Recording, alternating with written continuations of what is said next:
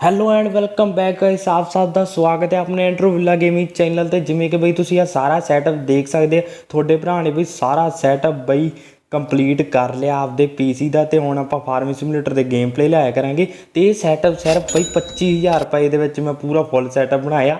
ਅੱਗੇ ਵੀਡੀਓ ਵਿੱਚ ਮੈਂ ਦੱਸੂਗਾ ਕੀ ਸਪੈਕਸ ਲਾਇਆ। ਤਾਂ ਬਿਨਾਂ ਕਿਸੇ ਟਾਈਮ ਗਵਾਏ ਵੀਡੀਓ ਨੂੰ ਸ਼ੁਰੂ ਕਰਦੇ ਹਾਂ।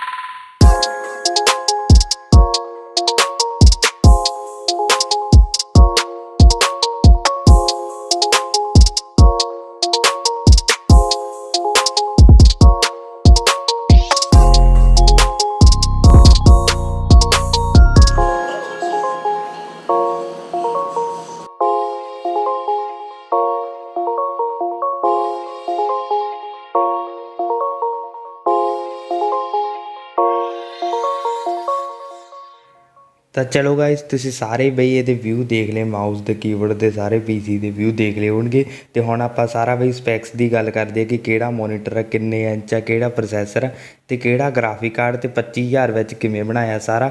ਤੇ ਮੈਂ ਬਈ ਸੈਕਿੰਡ ਹੈਂਡ ਚੀਜ਼ਾਂ ਖਰੀਦੀਆਂ 25000 ਦੇ ਵਿੱਚ। ਪਹਿਲਾਂ ਤਾਂ ਤੁਸੀਂ ਆਹ ਟੇਬਲ ਦਾ ਦੇਖ ਸੋ ਬਈ, ਇਹ ਪੂਰੇ ਆਏ ਹੈਗਾ ਐਡਜਸਟੇਬਲ ਆ, ਬਾਹਰ ਨੂੰ ਕੱਢ ਸਕਦੇ ਫੱਟੇ ਹੀ ਇਹਨੂੰ। ਬਾਕੀ ਮੈਨੂੰ ਪਤਾ ਨਹੀਂ ਇਹਨੂੰ ਕੀ ਕਹਿੰਦੇ ਆ। ਬਾਕੀ ਸਭ ਤੋਂ ਪਹਿਲਾਂ ਬਈ ਹੁਣ ਆਪਾਂ ਗੱਲ ਕਰਦੇ ਹਾਂ ਮੋਨੀਟਰ ਦੀ। ਤੇ ਸਭ ਤੋਂ ਪਹਿਲਾਂ ਬਈ ਮੈਂ ਤੁਹਾਨੂੰ ਦਿਖਾਉਣਾ ਮੋਨੀਟਰ। ਤੇ ਇਹ AOC ਕੰਪਨੀ ਦਾ ਮੋਨੀਟਰ ਆ ਬਈ ਇਹ, ਤੇ 24 ਇੰਚ ਮੋਨੀਟਰ ਆ। ਮੈਂ ਇਹ ਸੈਕਿੰਡ ਹੈਂਡ ਖਰੀਦਿਆ ਸੀਗਾ ਇਸ ਮੋਨੀਟਰ ਨੂੰ।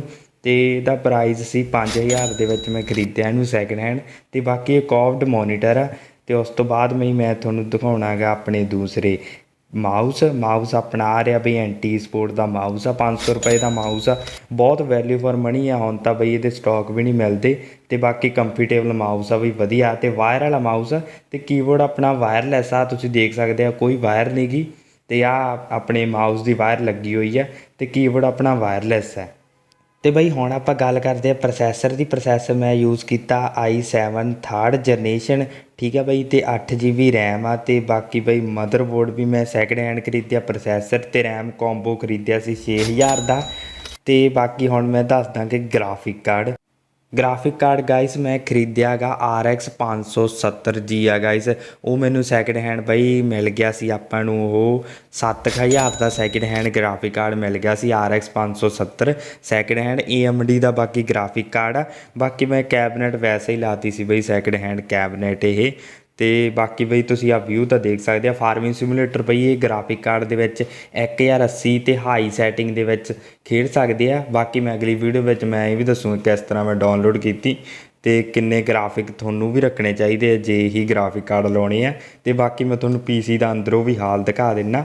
ਤੇ ਆ ਆਪਣਾ ਰਿਹਾ ਬਈ ਗ੍ਰਾਫਿਕ ਕਾਰਡ। ਤੇ ਬਾਕੀ ਆ ਪ੍ਰੋਸੈਸਰ ਇੰਟਲ ਦਾ ਪ੍ਰੋਸੈਸਰ ਆਪਣਾ। ਤੇ ਮਦਰਬੋਰਡ ਤੁਸੀਂ ਦੇਖ ਹੀ ਸਕਦੇ ਆ।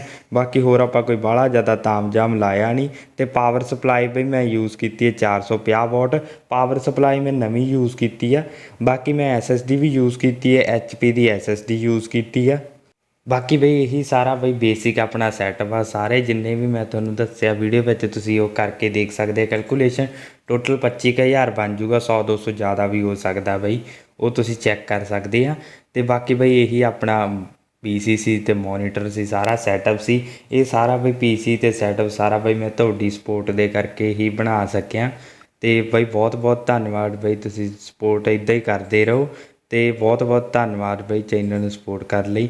ਤੇ ਬਾਕੀ ਬਈ ਹੁਣ ਆਪਾਂ ਫਾਰਮਿੰਗ ਸਿਮੂਲੇਟਰ 22 ਦੇ ਵੀ ਗੇਮ ਪਲੇ ਲੈ ਕੇ ਆਵਾਂਗੇ ਤੇ 23 ਦੇ ਵੀ ਗੇਮ ਪਲੇ ਲੈ ਕੇ ਆਵਾਂਗੇ। ਤੇ 23 ਵਿੱਚ ਤੁਹਾਨੂੰ ਦੱਸਾਂਗੇ ਕੀ ਨਵੀਆਂ ਚੀਜ਼ਾਂ ਆਈਆਂ ਤੇ ਕੀ ਚੀਜ਼ਾਂ ਆਈਆਂ। ਤੇ ਬਾਕੀ ਵੀ ਫਾਰਮਿੰਗ ਸਿਮੂਲੇਟਰ ਦੇ ਤਾਂ ਗੇਮ ਪਲੇ ਆਉਣਗੇ ਹੀ। ਤੇ ਅੱਜ ਦੀ ਵੀਡੀਓ ਵਿੱਚ ਇੰਨੇ ਹੀ। ਤੇ ਵੀਡੀਓ ਦੇਖਣ ਲਾਸਟ ਤੱਕ ਦੇਖਣ ਲਈ ਬਹੁਤ ਬਹੁਤ ਧੰਨਵਾਦ। ਇੱਦਾਂ ਵੀ ਚੈਨਲ ਨੂੰ ਸਪੋਰਟ ਕਰਦੇ ਰਹੋ ਤੇ ਆਪਾਂ ਹੋਰ ਵੀ ਵਧੀਆ ਤੁਹਾਡੇ ਲਈ ਵੀਡੀਓ ਲੈ ਕੇ ਆਉਂਦੇ ਰਹਾਂਗੇ।